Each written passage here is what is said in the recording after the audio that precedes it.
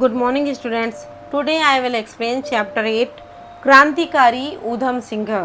बच्चों, आज मैं इस चैप्टर को पढ़ करके आपको ऊधम सिंह के बारे में कुछ जानकारी दूंगी। तो बच्चों, इस चैप्टर को ध्यान से सुनना, ठीक है। ऊधम सिंहस्य जन्म अष्टादशतमे नवनवतिवर्षे डिसेम्बर मासस्य षड्विंशति दिनाङ्के 26 दिसंबर सन 1899 पांचाल राज्यस्य सुनाम नाम उपनगरे अभवत्। ऊधम सिंह का जन्म पंजाब राज्य के सुनाम नामक नगर में दिसंबर महीने की 26 तारीख को सन 1899 में हुआ था। तस्य पिता श्री टहल सिंह काम्बोज आसीत्। उनके पिता श्री टहल सिंह काम्बोज थे। शैशवकालेव तस्य माता मृत्युलोकम गता। छोटी अवस्था में ही उनकी माता की मृत्यु हो गई थी। यदा ऊधम सिंह बाल्यावस्थां प्राप्ता तदा तस्य जनको अपि पंचतत्वे विलीन अभवत्। जब ऊधम सिंह बाल्यावस्था को प्राप्त हुए तब उनके पिता की भी मृत्यु हो गई। द्वौ भ्रातारो अमृतसर नगरे अनाथाश्रमम आगता।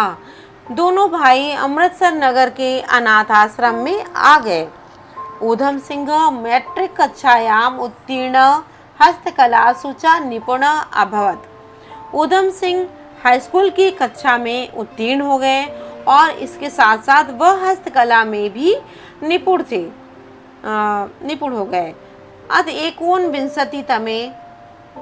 एकोनविंशति वर्षे सन 1919 वैसाखी नाम का उत्सव आसीत्। सन 1919 में वैसाखी नामक पर्व था और अप्रैल मास से त्रयोदश दिनांके यानी कि 13 अप्रैल को जालियावाला उद्याने एकत्रितान् भारतीयान् आबद्धान् कृत्वा अग्निगोलकैः दग्धा अकरोत्। तो बच्चों, वैसाखी नाम का पर्व था सन 1919 में। अप्रैल महीने की 13 तारीख को जलियांवाले बाग में एकत्रित भारतीयों को घेर कर बमों से फूंक दिया गया। अस्मिन कांडे अनेका वृद्धा। जलियांवाले कांड आपने सुना होगा ना इसके बारे में? हाँ, सभी बच्चों को पता होगा इसके बारे में, कुछ थोड़ा बहुत तो जरूरी पता होगा। अस्मिन कांडे अनेका वृद्धा महिला शिशवः योकै सहिता नरसंहारस्य आखेटा अभवन्। इस कांड में जानते हैं बच्चों क्या हुआ कि इस कांड में अनेक वृद्ध महिलाएं, बच्चे, युवकों आदि सभी नरसंहार के शिकार हुए थे। इन सभी को मार दिया गया था। अंग्रेज लोग जो थे, इन लोगों ने सभी भारतीयों, महिलाओं, शिशु, बच्चे सबको मार दिया था इस दिन। इदम कांडम ज्ञात्वा ऊधम सिंह विचलितः अभवत्। इस कांड को जानकर ऊधम सिंह जो थे बहुत विचलित हुए। स सक्रोधम अवदत्। वह गुस्से में बोले, यदि तस्मिन् समय मम हस्ते काकभुसुण्डी स्यात् तहिर अनेकान् आंग्लशासकान् रक्तरंजितं कृत्वा आत्मनं गोलिकायाः मृतं भवेयम्। उन्होंने कहा कि जब अंग्रेजों ने हमारे भारतीय लोगों को इस तरह से नरसंहार किया था, मारा था, यदि उस समय मेरे पास बंदूक होती, यदि उस समय मेरे हाथ में बंदूक होती तो मैं अंग्रेजों को खून से रंग कर अपने आप को गोली मार लेता। अस्य नरसंहारस्य ऊधम सिंहस्य हृदये प्रतिशोध भावना उद्भवत्। इस नरसंहार से ऊधम सिंह के हृदय में बदले की भावना पैदा हो गई। सह क्रांतिकारी गतिविधियों संलग्न अभवत्। वह क्रांतिकारी गतिविधियों में लग गए।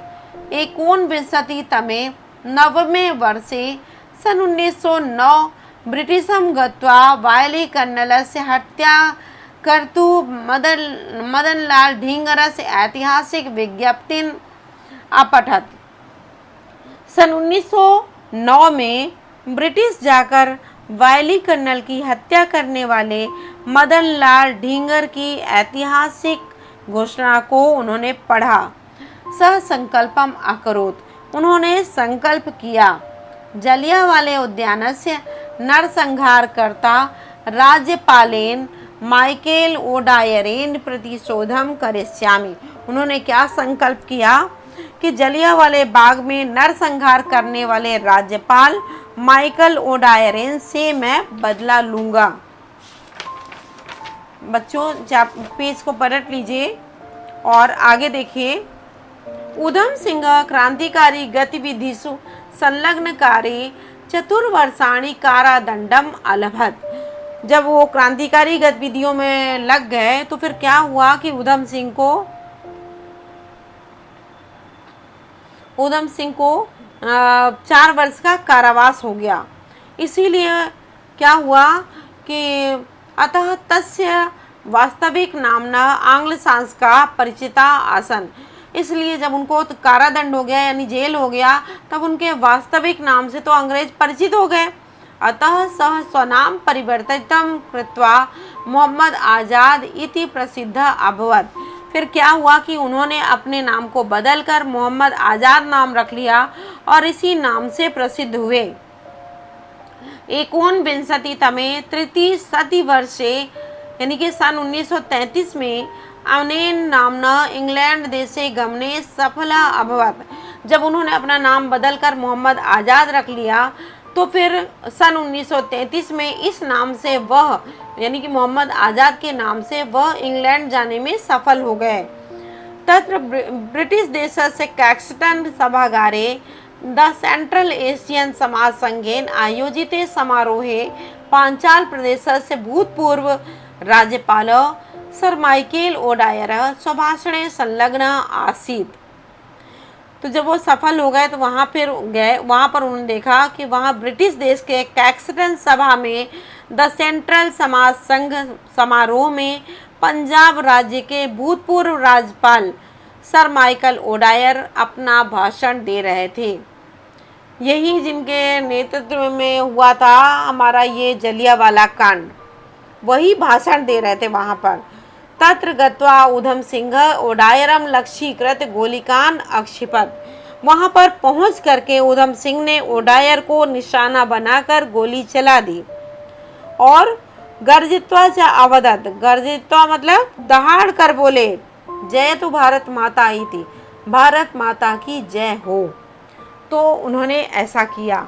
उधम सिंह बहुत ही वीर पुरुष थे और उनसे अपने भारतीयों का इस तरह से नरसंहार होना देखा नहीं गया, तो उन्होंने बदला लेने का ठान लिया और उसके बाद उन्होंने बदला लिया भी और ये माइकल ओडायर को मार करके उन्होंने अपना बदला ले लिया और कहा भारत माता की जय हो। तो बच्चों, मैंने इस चैप्टर का अर्थ आपको बता दिया और मैं इसका अर्थ आपको भेज देती हूँ और आप लोग क्या करिए कि इसको 2-3 बार पढ़िएगा जिससे आपको अर्थ आ जाए। और बच्चों, चैप्टर 8 का पूरा वर्ड मीनिंग लिख लीजिएगा। इस चैप्टर की वर्ड मीनिंग बार बार पढ़िएगा क्योंकि वर्ड मीनिंग टफ है, चैप्टर भी टफ है। तो अर्थ को भी बार बार सुनिएगा और वर्ड मीनिंग को भी पढ़िएगा। अर्थ और वर्ड मीनिंग की सहायता से आप स्वयं अपने आप इस चैप्टर का अर्थ निकाल करके देखिएगा, आपको थोड़ा बहुत जिससे आ जाए, आप अच्छे से इसको पढ़ सकें। इसीलिए आपको वर्ड मीनिंग और अर्थ यानी वीडियो को बार बार सुनना होगा और उसके बाद अर्थ निकालना होगा। ठीक है बच्चों।